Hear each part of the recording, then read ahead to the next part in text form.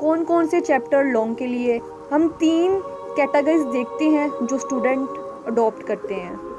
पहली कैटेगरी के वो स्टूडेंट होते हैं जो फुल बुक करते हैं। सेकंड कैटेगरी वो है जो बहुत से स्टूडेंट करते हैं 8 चैप्टर करते हैं लॉन्ग कंप्लीट करने के लिए। थर्ड रैंक के स्टूडेंट सिर्फ और सिर्फ 6 चैप्टर करते हैं और 6 चैप्टर करने वाले ही पोजीशन होल्डर होते हैं। फुल बुक अगर फ़ायदे की बात की जाए तो इसका फ़ायदा कोई नहीं है। अगर इसके नुकसान की बात की जाए तो सबसे पहले आपको हार्ड वर्क करना, आपको मिडनाइट ऑयल की तरह बर्न होना पड़ेगा, बहुत ज़्यादा एफर्ट करनी पड़ेगी। जब आप पेपर अटेम्प्ट कर रहे होंगे तब आप कंफ्यूज हो रहे होंगे कि मैंने तो पूरी बुक पढ़ी है, बहुत ज़्यादा सिलेबस, 3 बुक्स साइंस की पूरी आपके जहन में होगी कि मैं ये वाला क्वेश्चन अटेम्प्ट करूँ, मैं ये वाला क्वेश्चन अटेम्प्ट करूँ, मैं कौन सा अटेम्प्ट करूँ।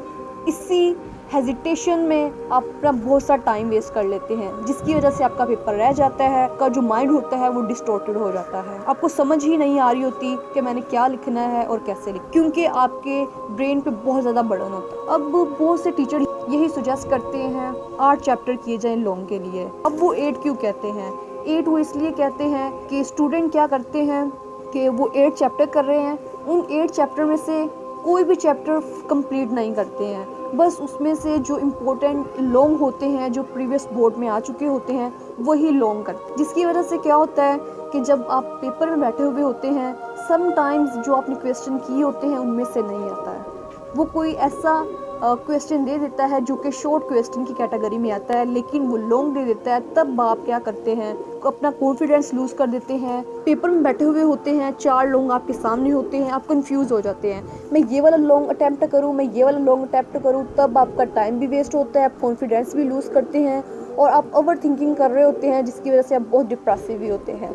इसी वजह से आप अच्छे मार्क्स नहीं गेन कर सकते। नेक्स्ट कैटेगरी आती है जो वो स्टूडेंट जो 6 लॉन्ग अटैम्प्ट, आपने कोई से भी 6 चैप्टर चूज़ करने हैं। कोई से मुराद आपके जो टीचर्स हैं, आपके जो प्रोफेसर हैं, वो आपको बता देते हैं इस चैप्टर में से हर साल लॉन्ग आता है, इस चैप्टर में से इतने लॉन्ग आते हैं। 6 चैप्टर्स कौन कौन से हैं ये मज़ीद वीडियो में आपको बता दिया जाएगा, लेकिन जब आपने 6 चैप्टर्स करने हैं तो उनमें से एक पॉइंट करना है, एक वर्ड करना है, चाहे वो शॉर्ट है, चाहे वो लॉन्ग है, चाहे वो डेफिनेशन है, चाहे वो साइड बॉक्स है, जो भी है उन चैप्टर में से आपने एक डॉट भी नहीं छोड़ना, वो अपनी कंप्लीट करने हैं। अगर आप ऐसा करते हैं तो आपको हार्ड वर्किंग नहीं करनी पड़ती। सबसे बेहतरीन इवेंट होता है वो रिवाइज करने का होता है, और उसमें जब आपने 6 चैप्टर किए होते हैं, सिलेबस बहुत कम होता है, आप हैप्पीली करते हो, आप डिप्रेसिव नहीं होते हो। सेकंड, जब आप पेपर में बैठे हुए होते हो और डायरेक्ट वो आपको तीनों के तीनों लॉन्ग मिल जाते हैं और आपको सोचना नहीं पड़ता, आप कंफ्यूज नहीं होते हैं कि कौन सा लॉन्ग चूज़ करें, तो फिर आपको इससे मैटर नहीं होता है कि ये शॉर्ट के लिए था, ये लॉन्ग में आ गया है, या ये लॉन्ग में था, ये शॉर्ट में आ गया। कंफ्यूज नहीं होते हैं। मैं बता चुकी हूँ, उसका लिंक ऊपर आ रहा होगा, आप देख सकते हैं कि जो फुल बुक करते हैं उनका हाल क्या होता है। कभी भी पोजीशन होल्डर नहीं बन सकता, कभी भी A+ ग्रेड नहीं ले सकता। इसीलिए आपसे रिक्वेस्ट है कि ना तो 8 चैप्टर करें, ना फुल बुक करें, ओनली ऑन 6 लॉन्ग चैप्टर याद करें।